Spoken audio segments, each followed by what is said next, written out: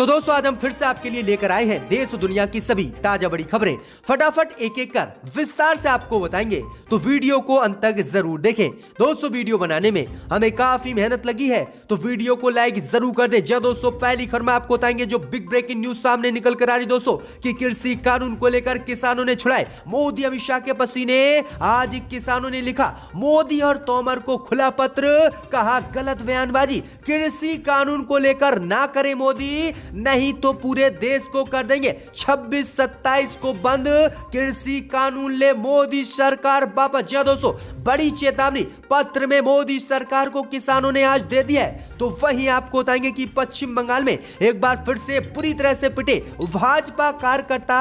अमित शाह की रैली से लौटते समय भाजपा कार्यकर्ताओं पर हमला, 6 अस्पताल में कराने पड़े हैं भर्ती। भाजपा बोली टीएमसी के कार्यकर्ताओं ने किया है एक बार फिर से हम पर हमला। जी दोस्तों बुरी तरह से टीएमसी के कार्यकर्ताओं ने भाजपा कार्यकर्ताओं को पीटा है।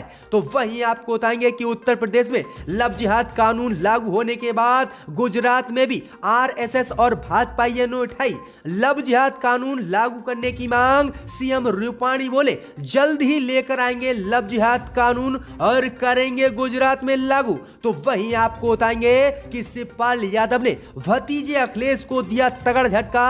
शिवपाल यादव ने किया ऐलान, भतीजे अखिलेश के साथ नहीं करेंगे गठबंधन, ओवैसी के साथ लड़ेंगे गठबंधन करके उत्तर प्रदेश का चुनाव। जी दोस्तों तगड़ा झटका शिवपाल यादव ने दे दिया है। तो वहीं आपको बताएंगे दोस्तों कि किसानों के विरोध प्रदर्शन से बौखलाए प्रधानमंत्री मोदी। किसानों को मनाने के लिए सुबह ही बिना किसी को जानकारी दिए गुरुद्वारे में पहुंचे पूजा पाठ करने। तो किसान बोले अब नौटंकी बंद करें मोदी और कृषि कानून को ले वापस। तो वहीं आपको बताएंगे कि टीएमसी छोड़कर जाने वाले नेताओं पर ममता बनर्जी का हमला, कहा अच्छा हुआ सड़े हुए लोग पार्टी से निकल गए बाहर, अब पार्टी हो गई पाक। तो वहीं आपको बताएंगे कि चीन ने बढ़ा दी मोदी अमित शाह की टेंशन।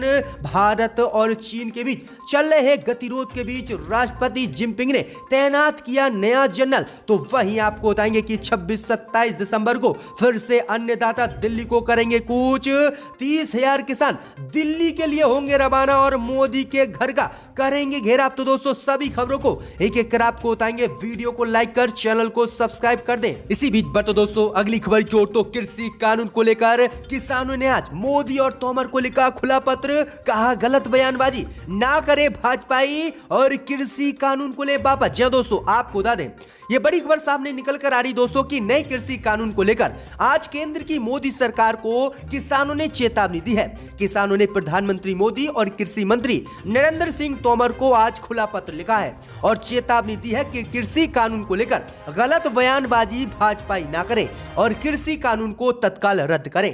दरअसल आपको बता दें कि प्रधानमंत्री मोदी ने अधिकांश संबोधन में कहा है कि नया कृषि कानून किसानों के फायदे के लिए है और प्रधानमंत्री मोदी ने विपक्ष पर आरोप लगाया था कि विपक्ष किसानों को गुमराह कर रहा है। इसी को लेकर केंद्र की मोदी सरकार के खिलाफ नाराजगी जाहिर करते हुए किसानों ने आज प्रधानमंत्री मोदी और कृषि मंत्री नरेंद्र सिंह तोमर को पत्र लिखा है और कहा है कि बड़े खेद के साथ आपसे हमें कहना पड़ा है कि किसानों की मांग को हल करने का दावा करते करते जो हमला प्रधानमंत्री मोदी ने 2 दिनों से किसानों की मांग को लेकर किसानों पर किया है वह दिखाता है कि प्रधानमंत्री मोदी और भाजपा को किसानों से कोई हमदर्दी नहीं है। उनकी समस्या को हल करने का इरादा शायद भाजपा का बदल चुका है। वहीं आगे उन्होंने मध्य प्रदेश में प्रधानमंत्री मोदी के किसान संबोधन को आड़े हाथ लेते हुए प्रधानमंत्री मोदी पर आरोप लगाया है कि प्रधानमंत्री मोदी कृषि कानून को लेकर पूरी गलत बयानबाजी कर रहे हैं और झूठ फैला रहे हैं। वहीं आगे किसानों ने कहा कि प्रधानमंत्री मोदी और कृषि मंत्री नरेंद्र सिंह तोमर को शर्म आनी चाहिए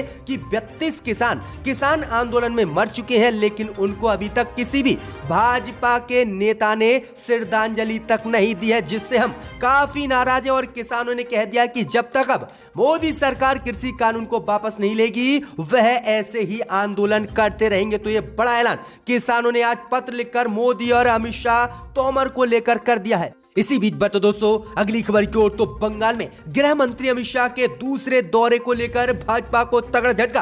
अमित शाह की रैली से लौटते समय भाजपा कार्यकर्ताओं पर हमला, 6 को अस्पताल में कराना पड़ा भर्ती। जी दोस्तों, आपको बता दें कि कल गृह मंत्री अमित शाह ने मिदनापुर में एक जनसभा को संबोधित किया और आज गृह मंत्री अमित शाह बंगाल दौरे के दूसरे दिन बोलपुर में अपना रोड शो करेंगे। वहीं आपको बता दें कि रोड शो करने से पहले ही भाजपा को पश्चिम बंगाल मिदनापुर में ही तगड़ा झटका लगा है।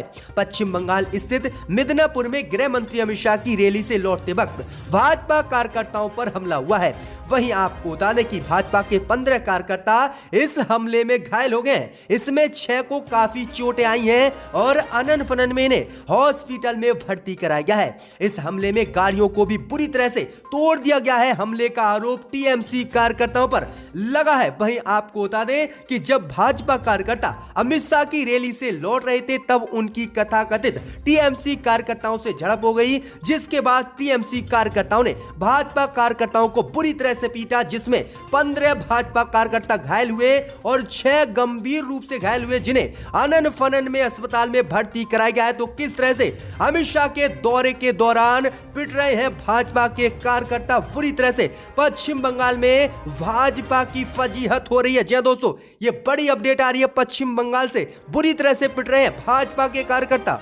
इसी बीच बढ़ते दोस्तों अगली खबर की ओर, तो उत्तर प्रदेश के बाद अब गुजरात में उठी लव जिहाद कानून बनाने की मांग। भाजपा और आरएसएस कार्यकर्ताओं ने सीएम रूपाणी से की मांग। जी दोस्तों, आपको बता दें ये बड़ी खबर सामने निकल कर आ रही दोस्तों कि भाजपा शासित राज्य उत्तर प्रदेश में धर्मांतरण कानून यानी लव जिहाद कानून लागू होने के बाद अब लव जिहाद कानून की मांग गुजरात में भी उठने लगी है।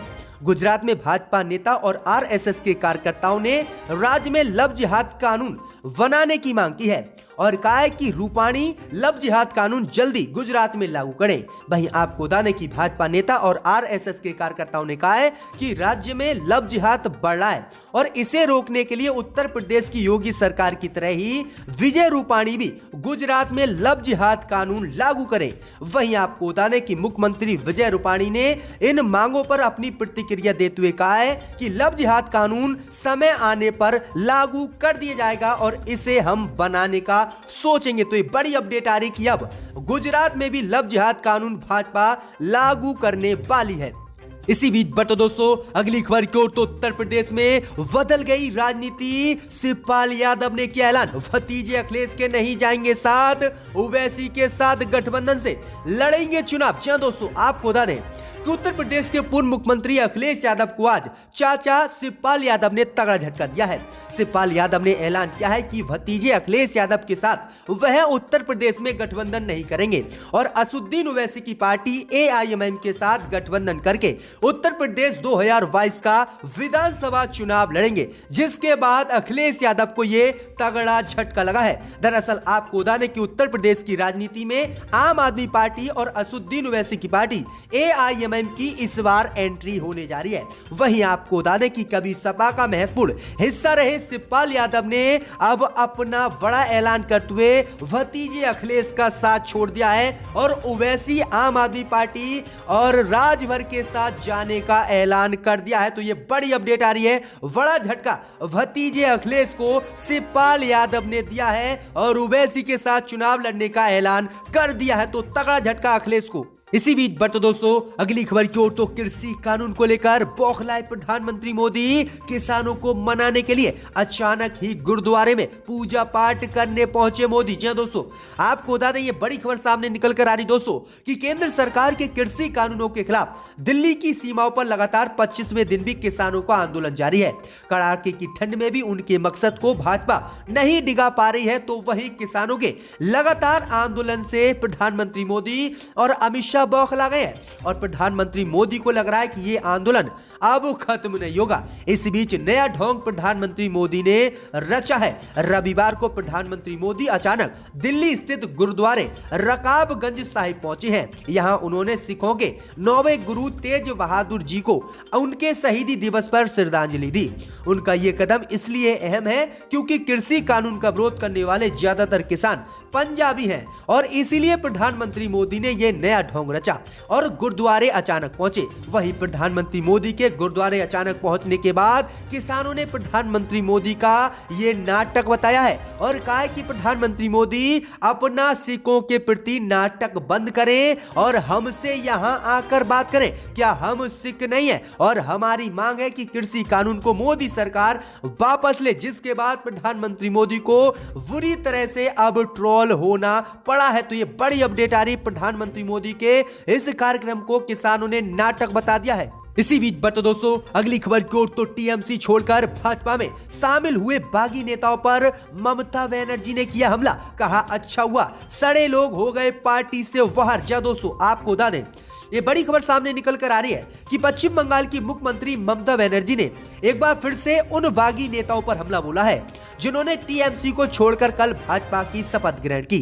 ममता बनर्जी ने बागी नेताओं पर निशाना साधते हुए कहा है कि अच्छा है कि पार्टी से सड़े हुए तत्व अपने आप निकल रहे हैं। उन्होंने पार्टी छोड़कर जाने वाले नेताओं को पार्टी का वहार बताया। ममता बनर्जी ने कहा है कि किसी भी कीमत पर इन वायरसों के निकलने से पार्टी कमजोर नहीं होगी और पार्टी और इनसे मजबूत हुई है। उन्होंने कहा है कि ये पार्टी पर बाहर थे और ये भाजपा में जाने के बाद भाजपा को भी खत्म कर देंगे और बाहरी लोगों का पश्चिम बंगाल में कुछ नहीं होने वाला है। जी हां दोस्तों, ये बड़ी अपडेट है, बड़ा हमला ममता बनर्जी ने अपने ही बागी नेताओं पर बोला है। इसी बीच बढ़ते दोस्तों अगली खबर की ओर, तो कृषि कानून को लेकर भाजपा की बड़ी मुश्किलें। 26 से 27 दिसंबर को एक बार फिर से अन्नदाता दिल्ली करेंगे कूच। पंजाब से 30,000 किसान दिल्ली होंगे रवाना। भाजपा की बढ़ गई है मुश्किलें। जी दोस्तों आपको बता दें कि कृषि कानूनों के खिलाफ दिल्ली कूच के 1 महीने पूरे होने पर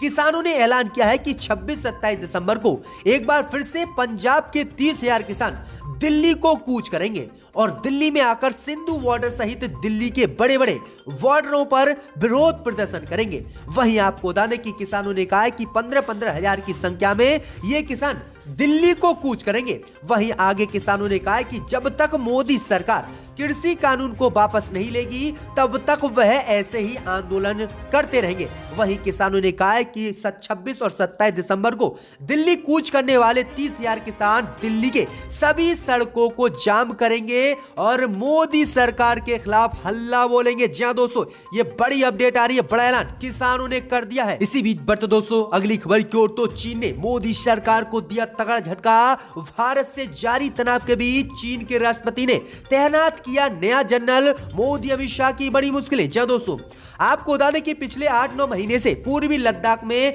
LOC पर लगातार चीन और भारत के बीच तनाव बना हुआ है।